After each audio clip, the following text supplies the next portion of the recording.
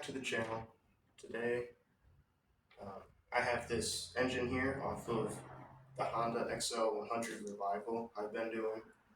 I took this whole engine down, did a complete top end rebuild, made sure the clutch was clean and everything. So this engine is ready to run. But I've encountered a problem while putting the skid plate back on, which kind of put me into a roadblock. So there's a hole in the crankcase in the bottom where the skid plate screws are supposed to connect. The previous owner must have taken a screw that was too long and they put it inside, like inside of the crankcase. Basically, they over tightened the screw, and whatever idiot did it must not have known that it went inside the crankcase. So in order to fix that, I have this JBWeld quick steel, and I'm going to show you guys how to put it on your engine and fix a hole.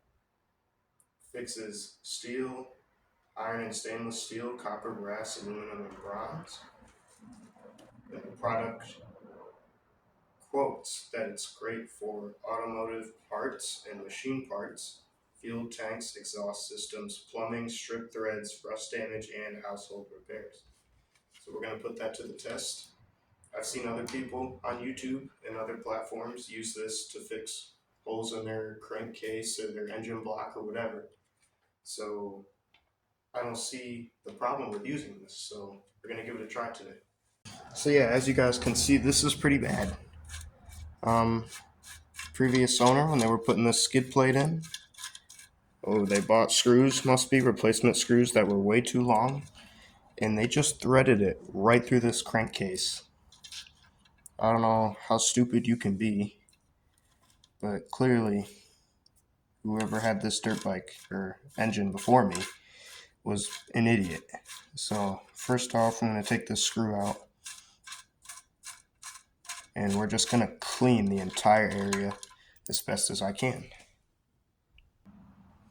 I got a screwdriver here just to clean all the loose dirt. You want to have that JBWeld latch on to this metal here. And if we got dirt in the way, that's not going to work. I'm going to try a smaller screwdriver.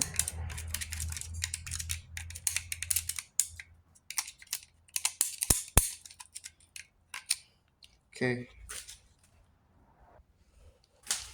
I'm going to take a rag or an old shirt and just try and clean that up.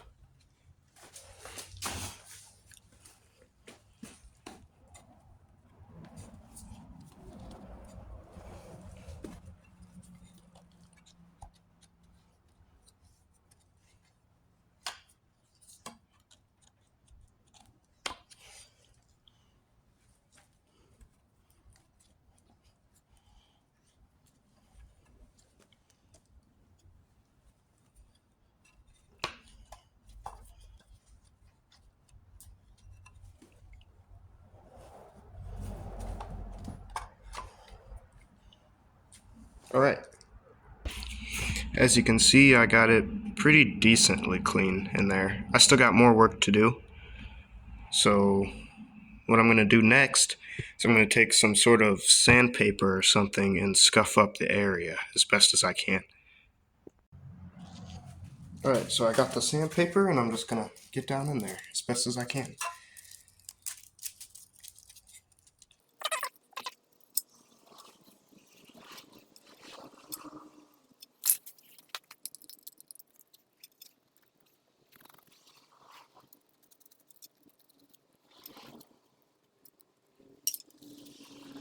You want to use sandpaper so that way you can scuff up the area and give something for the JBWeld to stick to. So that's the whole reason why I'm sanding this area. I'm just going to do it the best I can.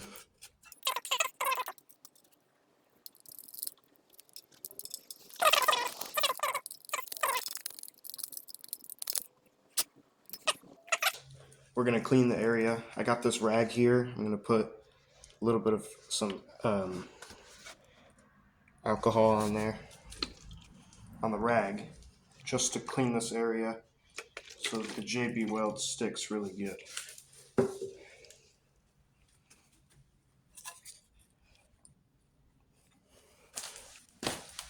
Stick my screwdriver in there so I can get into the cracks and crevices and really get all the oils or whatever residue is still on there off. So that way our JBWeld sticks good.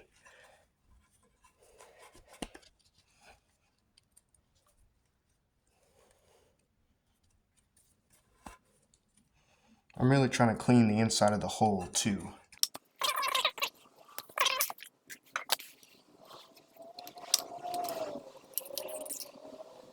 Alright, that looks about as clean as I'm going to get it. That's about as clean as I'm going to get it.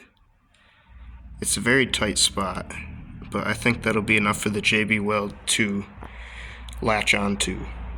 So next I'm going to take this JBWeld out the package here, and I'm going to mix it up.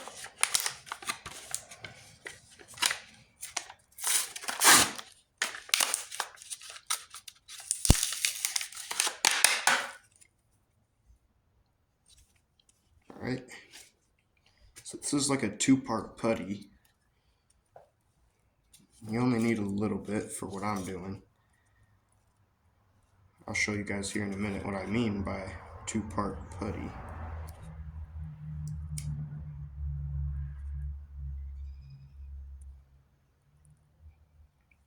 There we go. So, as you can see, in the inside, there's some black putty. On the outside, there's some lighter gray putty. So, when you cut a little piece of this off and you mix it together, it's gonna start hardening almost immediately. Now, you don't want, when you mix it together, you don't want any separation of colors. You want it to make a nice, different color gray. So what I'm gonna do is I'm gonna tear a little piece off and I'm going to start mixing. On the instructions it says set time is about 5 minutes, I'm pretty sure. Yep, set time is 5 minutes. Alright, so I think a piece about that big, that's probably more than I need, but you know, better to have more than not enough. So I'm just gonna pack that back in the tube, put the lid back on my tube, and I'm gonna start mixing my epoxy.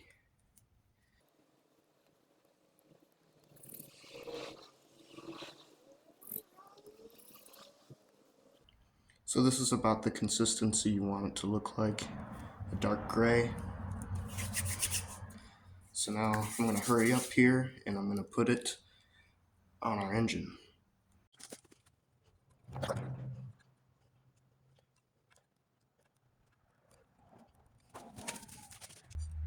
I've also heard if you wet your fingers, it's a lot easier for the epoxy to not stick to your fingers.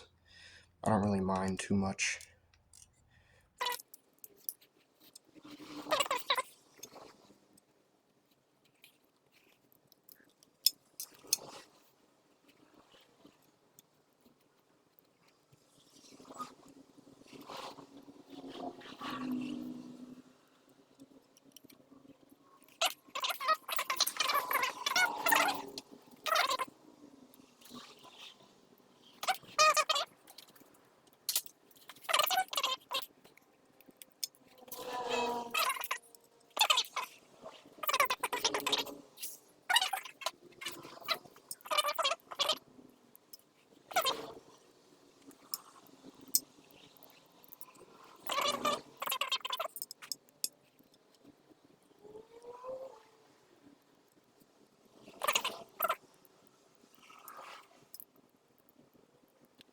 Alright, I gotta realize that I don't need it perfect, and that's good enough.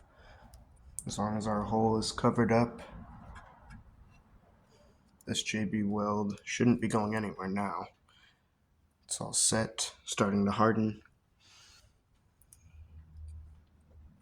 Add a little more to the top here.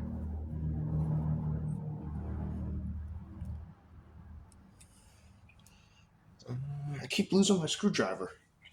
Oh, it's in my hand. Never mind. I'm stupid.